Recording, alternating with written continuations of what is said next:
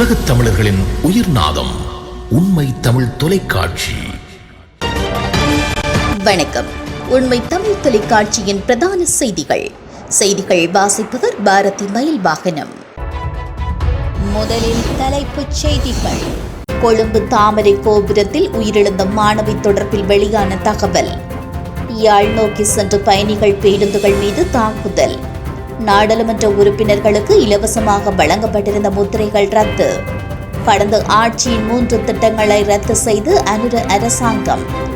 அமெரிக்காவின் புலனாய்வு நடவடிக்கையால் தடுமாறும் அனுர. நடுவானில் திடீரென ஒளிபரப்பான ஆபாச படம், மன்னிப்பு கோரிய நிறுவனம். கொழும்பு தாமரை கோபுரத்தில் இருந்து வீழ்ந்து உயிரிழந்ததாக சந்தேகிக்கப்படும் மாணவி தொடர்பான தகவலை போலீசார் வெளியிட்டுள்ளனர். இந்த சம்பவத்தில் அவர் வண்ணமயமான ஆடைகளை அணிந்து தாமரை கோபுரத்திற்கு தனியாக சென்றதாக போலீசார் கூறுகின்றனர். குறித்த மாணவியின் கைப்பை தாமரை கோபுரத்தில் கண்டுபிடிக்கப்பட்டுள்ளது. அதிலிருந்து ஒரு கையடக்க தொலைபேசியும் போலீசார் மீட்டுள்ளனர். தாமரை கோபுரத்தில் 29வது மாடியில் உள்ள கண்காணிப்பு அறையில் அவர் இருந்ததாகவும் 3வது மாடியில் அவரது சடலம் கண்டெடுக்கப்பட்டதாகவும் போலீசார் குறிப்பிட்டுள்ளனர். மேலும் மருதானி போலீஸ் குற்றப்புலனாய்வு பிரிவின் அதிகாரிகள் சம்பவ இடத்திற்கு சென்று மேலதிக விசாரணைகளை முன்னெடுத்துள்ளனர். இந்த நிலையில் உயிரிழந்தவர் கொழும்பில் உள்ள சர்வதேச பாடசாலையொன்றில் 11ஆம் தரத்தில் கல்வி பயிலும் கொள்ளுப்பட்டியை சேர்ந்த ராத்யா குணசேகர் என்ற மாணவி என தெரியவந்துள்ளது. இதேவேளை இந்த சம்பவம் தொடர்பான மேலதிக விசாரணைகள் முன்னெடுக்கப்படுகின்றன. மேலும் இந்த சம்பவத்தை நேரில் பார்த்தவர்களும் இருப்பதாக போலீசார் தெரிவித்தனர். கடந்த 3 மாதங்களுக்கு முன்னர் கொல்லப்பட்டி அடுக்குமாடி குடியிருப்பு ஒன்றின் மேல் மாடியிலிருந்து குதித்து உயிரை மாய்த்து கொண்ட மாணவர்களின் தோழி என இவர் அடையாளம் காணப்பட்டுள்ளார். குறித்த இருவரின் மரணத்தினால் கடும் மன அழுத்தத்திற்கு உள்ளாகியிருந்த நிலையில் மாணவி விபரீத முடிவை எடுத்ததாக போலீசார் தெரிவித்துள்ளனர். கொழும்பிலிருந்து யாழ்ப்பாணம் நோக்கி பயணித்த பேருந்துகள் மீது கற்கள் வீசி தாக்குதல் நடத்தப்பட்டுள்ளது.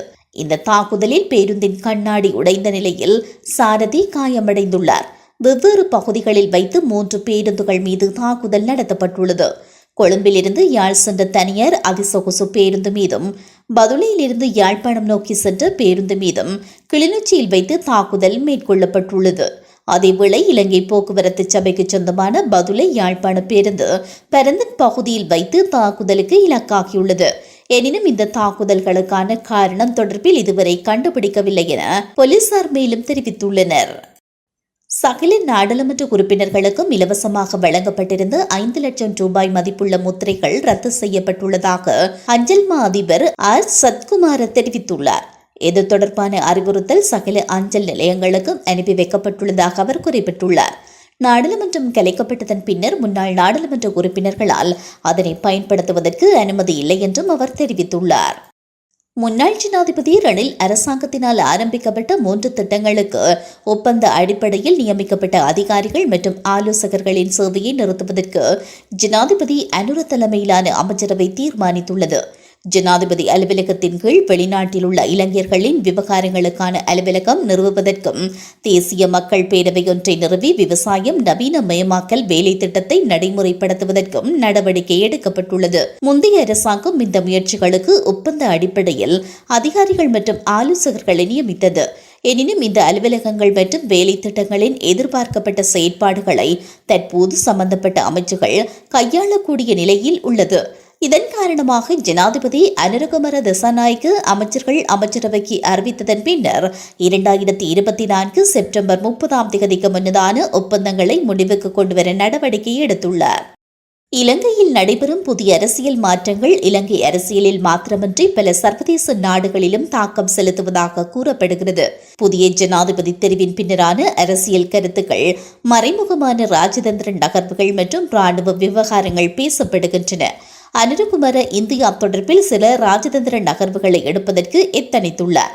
இந்த நிலையில் இலங்கைக்குள் இந்தியாவின் நகர்வு அமெரிக்காவிற்கு பாதகமாக அமையும் என கூறப்படுகிறது. ஆனால் புதிய ஜனாதிபதி உயிர்த்த ஞாயிறு தாக்குதல் தொடர்பில் கவனம் செலுத்துவதால் அவரால் அமெரிக்க புலனாய்வு தகவல்களை உதாசீனப்படுத்த முடியாது என்று அரசியல் ஆய்வாளர்கள் தெரிவித்துள்ளமை குறிப்பிடத்தக்கது. ஆஸ்திரேலியாவில் இருந்து ஜப்பான் சென்ற விமானத்தில் பயணிகள் இருக்கைகளில் முன்னே உள்ள திரைகளில் ஆபாச படம் ஒளிபரப்பான சம்பவம் பெரும் பரபரப்பை ஏற்படுத்தியுள்ளது. இந்த சம்பவத்திற்கு விமான நிறுவனம் மன்னிப்பு கோரியுள்ளது. ஆஸ்திரேலிய நகரமான சிட்னியில் இருந்து ஜப்பானில் உள்ள ஹெனோடா நகருக்கு கடந்த வாரம் பயணிகளை ஏற்றிக்கொண்டு கட்னாஸ் விமானம் 1 மணி நேரம் தாமதமாக புறப்பட்டது. அனைத்து விமானங்களிலும் பொதுவாக ஒவ்வொரு சீட் இருக்கைகளுக்கு முன்பே பயணிகள் பொழுதுபோக்கிற்காக டிவி இருக்கும். அதில் தங்களுக்கு விருப்பமான படங்களை பயணிகள் தேர்ந்தெடுத்து பார்க்கலாம். இந்த நிலையில் அன்றைய தினம் பயணிகளால் படங்களை தேர்ந்தெடுக்க முடியவில்லை என்பதுடன் அதற்கு பதிலாக அனைவரது திரைகளிலும் ஆபாச படம் ஒளிபரப்பானதாக கூறப்படுகிறது. இதனை பயணிகள் நிறுத்த முடியாமல் அவதிப்பட்டதாகவும் கூறப்படுகிறது. சுமார் 1 மணி நேரம் ஆபாச படம் ஓடிய பிறகே பழுது சரி செய்யப்பட்டு வேறு படங்களை மாற்ற முடிந்ததாக கூறப்பட்டுள்ளது. விமானத்தின் என்டர்டெயின்மெண்ட் சிஸ்டமில் ஏற்பட்ட தொழில்நுட்ப பழுது காரணமாக இது நடந்ததாக விமான ஊழியர்கள் விளக்கம் அளித்துள்ளனர். மீண்டும் தலைப்புச் செய்திகள். கொழும்பு தாமரை கோபுரத்தில் உயிரிழந்த மாணவி தொடர்பில் வெளியான தகவல். யாழ் நோக்கி சென்ற பயணிகள் பேருந்துகள் மீது தாக்குதல். நாடாளுமன்ற உறுப்பினர்களுக்கு இலவசமாக வழங்கப்பட்டிருந்த முத்திரைகள் ரத்து. கடந்த ஆட்சியின் 3 திட்டங்களை ரத்து செய்து அனுர அரசாங்கம். அமெரிக்காவின் புலனாய்வு நடவடிக்கையால் தடுமாறும் அனுர. நடுவானில் திடீரென ஒளிபரப்பான ஆபாச படம், மன்னிப்பு கோரிய நிறுவனம். இத்துடன் இந்த செய்திகள் நிறைவடைகின்றன. மேலதிக செய்திகளை தெரிந்து கொள்ள உண்மை தமிழ் தொலைக்காட்சியோடு இணைந்திருங்கள். வணக்கம். உலகத் தமிழர்களின் உயிர்நாதம் உண்மை தமிழ் தொலைக்காட்சி.